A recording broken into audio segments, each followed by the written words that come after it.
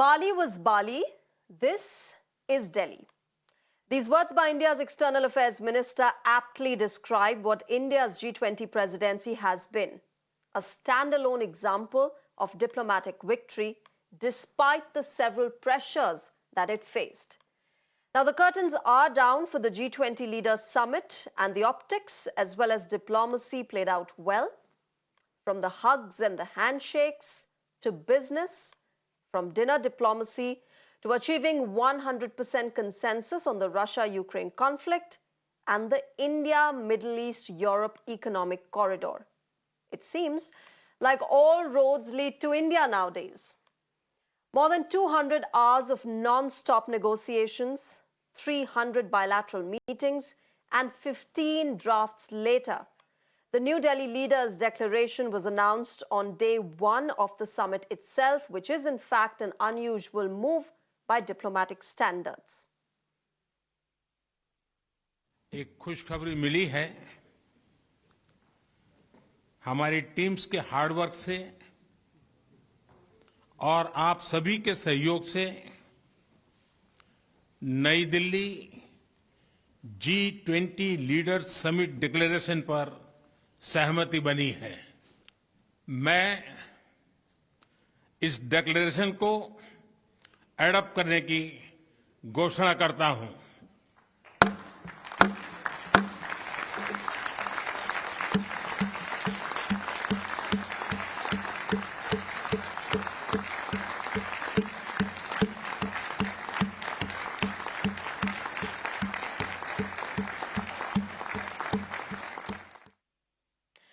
Now, remember, from speculating whether there would be any declaration to having the 34-page document right in front of us, India achieved a lot and perhaps pretty much everything that it had hoped for in this summit. Now, the summit began with African Union being inducted into the G20, and what better time than when India is heading the G20, considering our shared colonial past with Africa. Take a look at those visuals, full of warmth and strategy.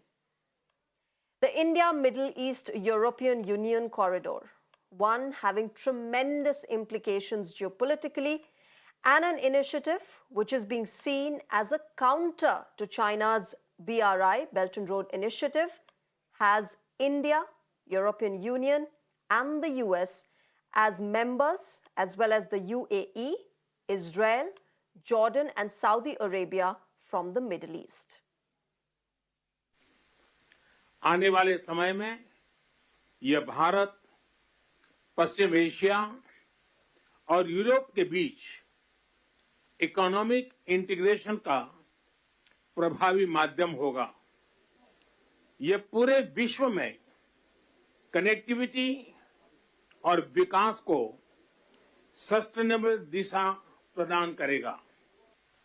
मजबूत connectivity और infrastructure मानव सभ्यता के विकास का मूल आधार है। भारत ने अपनी विकास यात्रा में इस विषय को सर्वोच्च प्राथमिकता दी है। And today I'm proud to announce that we've finalized the historic agreement for a new India, Middle East, Europe economic corridor. As a key part of this corridor, we're going to invest in ships and rail that extends from India all the way to Europe, connected by the UAE, Saudi Arabia, Jordan, and Israel, contributing to a more stable, more prosperous, and integrated Middle East. And I want to thank the sponsors. And I particularly want to thank Prime Minister Modi and the Crown Prince of Saudi Arabia, Mohammed bin Salman. Now, the other important launch on the sidelines of this summit happened with the Biofuel Alliance, a step closer to reducing our dependence on fossil fuels and a larger contribution in fighting climate crisis. And now that India has handed over the G20 presidency to Brazil, let's talk about what India achieved through this and left behind in its legacy as the chair of one of the most important groupings of the world. I'm joined by my guests this evening. Ambassador Gurjit Singh joins us. Former SG of SARC, Shilkant Sharma joins us, and Dr. Jagannath Panda, Head, Stockholm Center for South Asian and Indo-Pacific Affairs, Institute for Security and Development Policy, also joins us. Good evening. Welcome, gentlemen, to Mirror Now. Extremely important day to be talking about the G20, or rather now perhaps it will be G21, as the African Union joins this important grouping.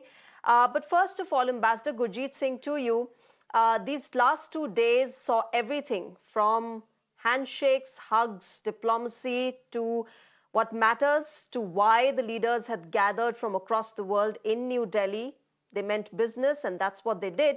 And unusually, the Delhi Declaration was adopted on day one. We were expecting it today, but that happened yesterday.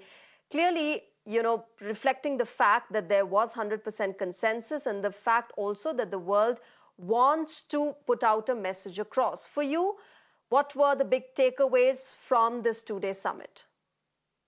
Thank you, Shreya. For me, the biggest takeaway was the inclusion of the African Union, because as a former ambassador to the AU, I feel extremely proud that we have come this far. I'm also a great votary for India-Africa relations. So this is perhaps in some ways a crowning glory of that engagement. So that to me was really important. You mentioned about the consensus building. So I think India has emerged as a great consensus builder. That I think is a clear takeaway from this summit. People did not expect a leader statement at all. Forget about expecting it on day one.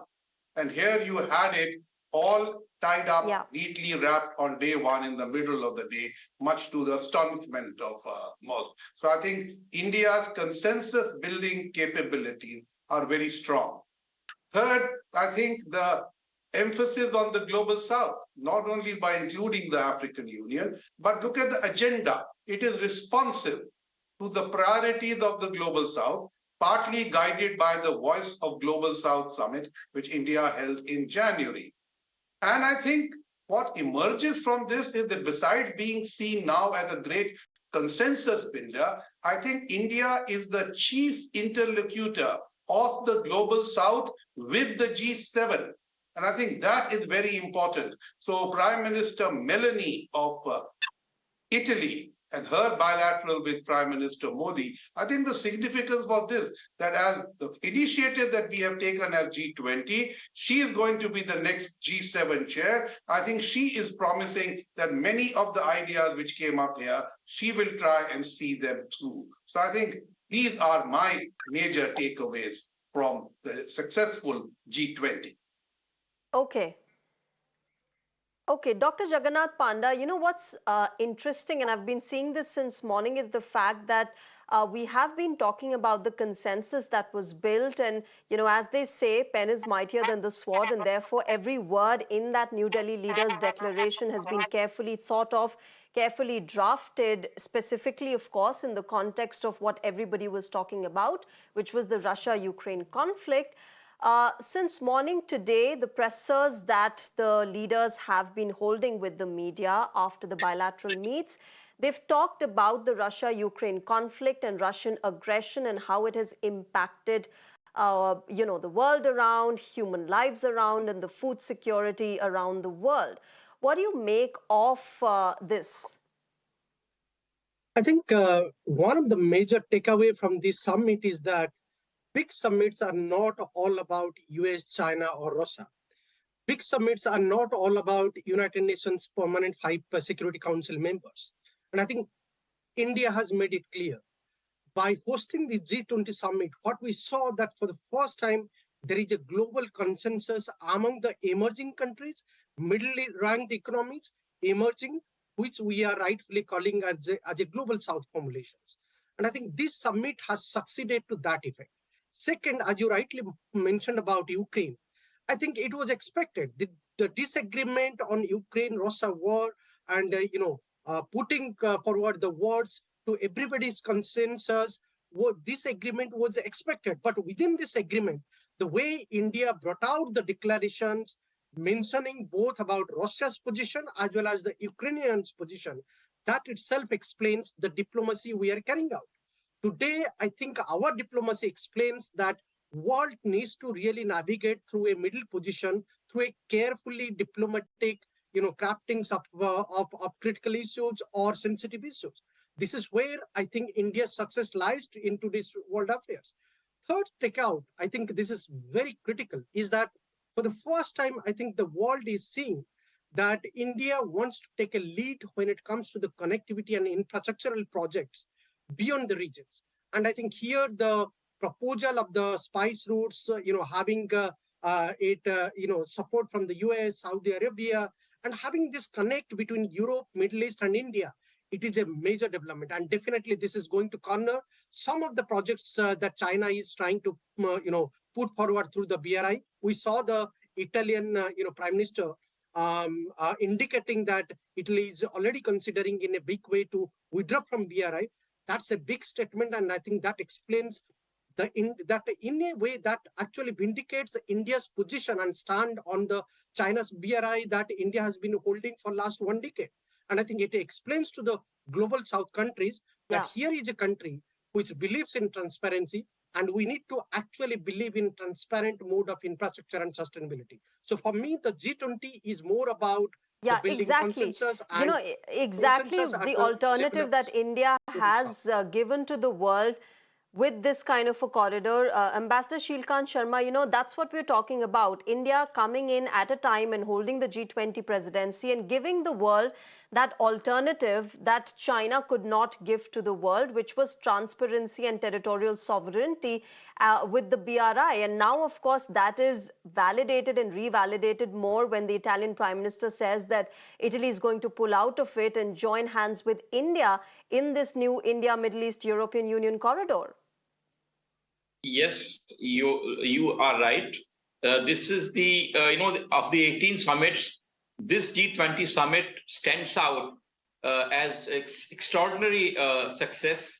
It has catapulted the issues which were languishing to the front burner. The issues which affect the global South, they are all now reflected in the consensus declaration with an action-oriented program. And so there is, be that food security, be that energy security, be that fuel, be that multilateral banking institutions, reform of the UN, all these are there with the consensus of all these major countries who are present today in the G20 summit. It was a big achievement. It is India's diplomatic triumph in the sense that India has always stood for assimilation, coming together, and like the Prime Minister in his Hindi actually has put so many sakar, these good words which begin with the letter sa, sadbhavana, samanjasya, sahyog. So and when you translate them in English, they resound for the requirement of present moment, the present crisis in international relations, the present divide, the inflection point in the global order. At this point, we need patience and cooperation and understanding and sympathy and compassion. Now, this summit actually emphasized these points, and the G20 declaration is replete with sentiments which are combined with action. So it is not just a rhetoric, it's not poetry, it is action. And this is the big achievement of India. And as the newspapers have today talked, that the diplomacy was central to this. And this has been India's main message ever since the Ukraine war broke out. India said that peace, diplomacy, dialogue, these are important things. And through these, we should try and move back from the brink. And here we have shown that, yes, all these three things are important and we can get everyone together. I'm a little ambitious. I feel that the paragraphs on Russia-Ukraine war contain the germ of a possible diplomatic initiative to move us back from the brink. There is the fact that all sides who had different views have agreed to this language. It provides you a certain light at the end of the tunnel. Maybe I'm too ambitious, but maybe I'm too, wishful. But there is a way. So India, this summit has actually brought Yeah. all of them together, brought them together in the best of spirits.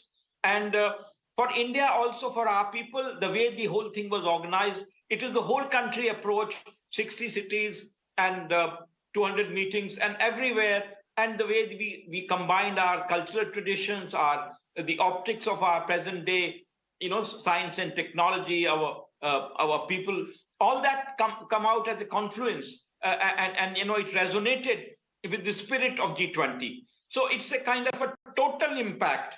In that sense, it's been a summit like no other summit, and it's been extraordinary. The success has been extraordinary. We should not mince our words in Yeah. praising this, because this is something which, under the leadership of our Prime Minister, has actually brought this about. He has constantly, over the last 1 year, ever since we took over the helm, he constantly guided, as our Minister of External Affairs said in one of his interviews, that he was constantly checking and monitoring. And so that, at the highest level, when the leadership is involved, that gives impetus.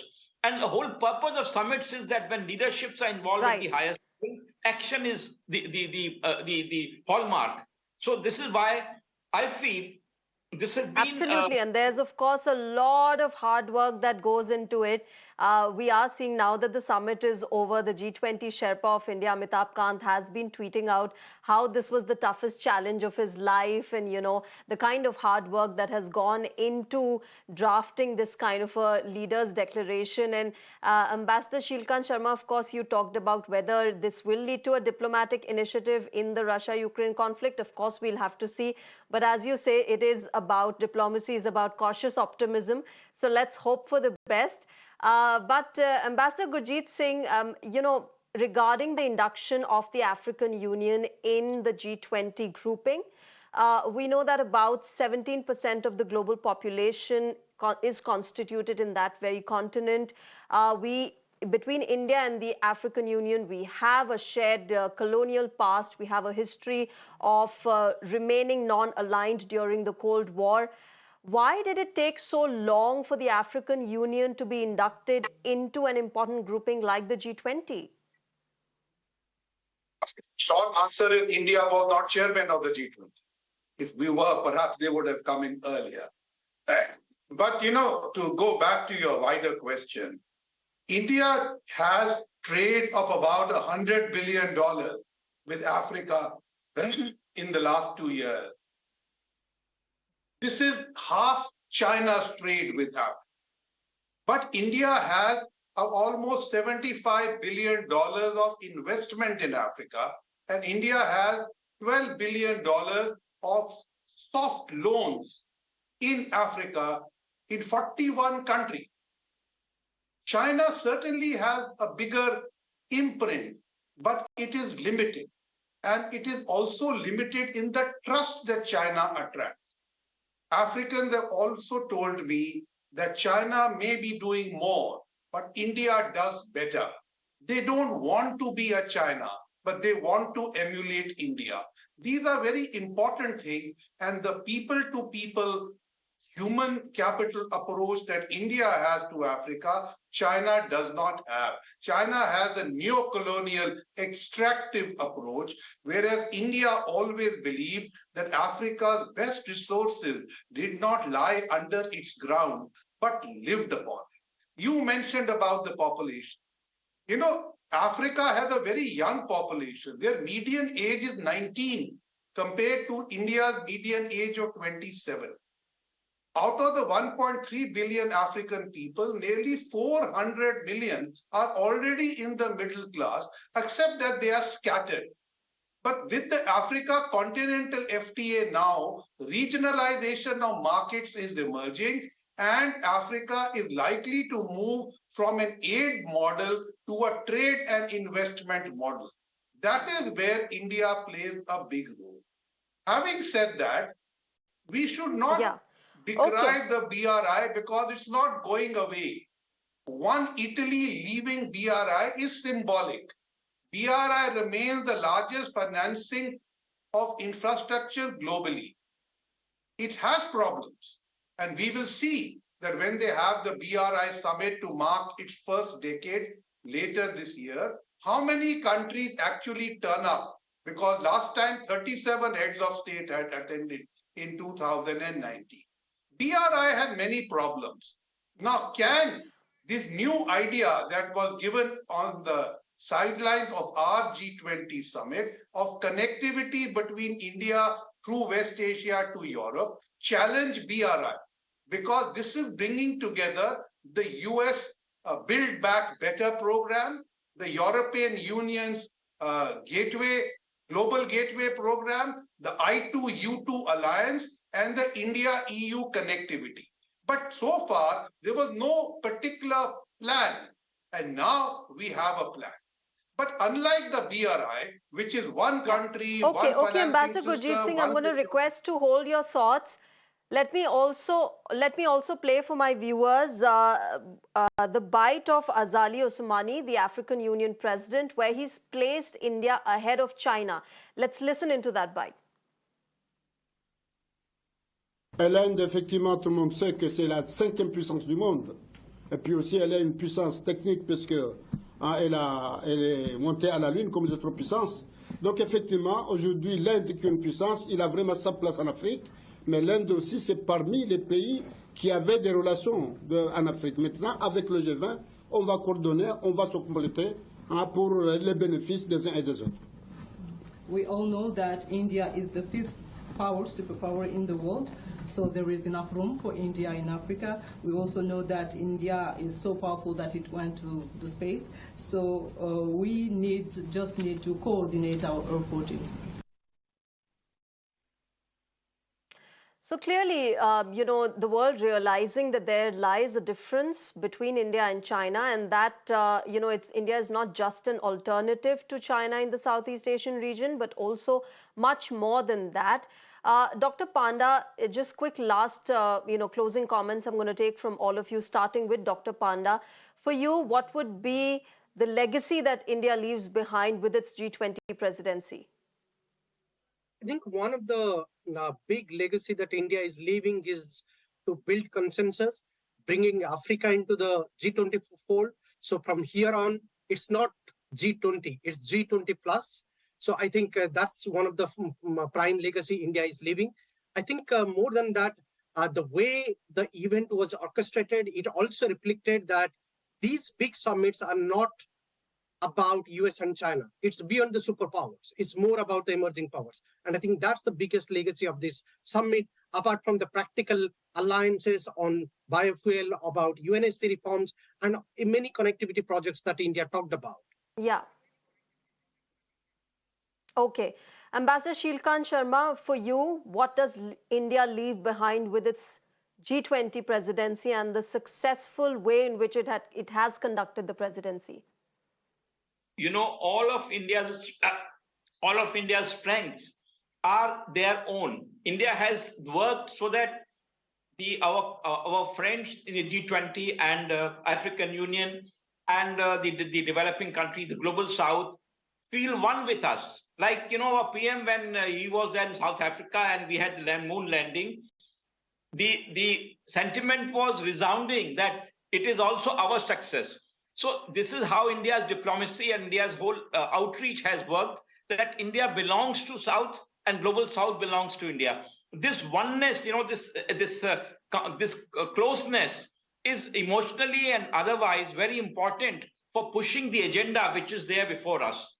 So this summit has also underscored this oneness. The presence of the 21 leaders at the Mahatma Gandhi's Rajghat today, it indicated how they respect the message for Mahatma Gandhi, which our Prime Minister has reiterated. So this is what India brings to the world. It is the message of love, compassion, coming together, working together. This is the importance of India. And if India goes to Security Council with this kind of message, it stands out compared to those who want to use power play and any other things. So India has also brought together. Yeah, absolutely. Important and interesting point there. Yeah. Ambassador Gurjit Singh, quick last comments from you. What do you think will be India's legacy? Will it be of oneness? Will it be of the kind of consensus we've seen and taking everybody along in development? I think it was a message of empathy and courage. And we are not hesitant to tackle difficult issues, and we are ready to speak up for what matters in this world for the large number of people of the global south.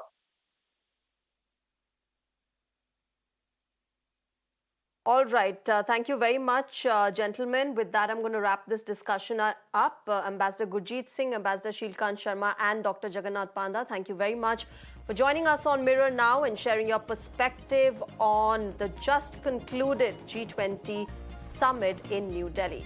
With that, we wrap up this broadcast as well. Thank you for joining us. More updates up ahead on Mirror Now. Stay tuned. Bye-bye.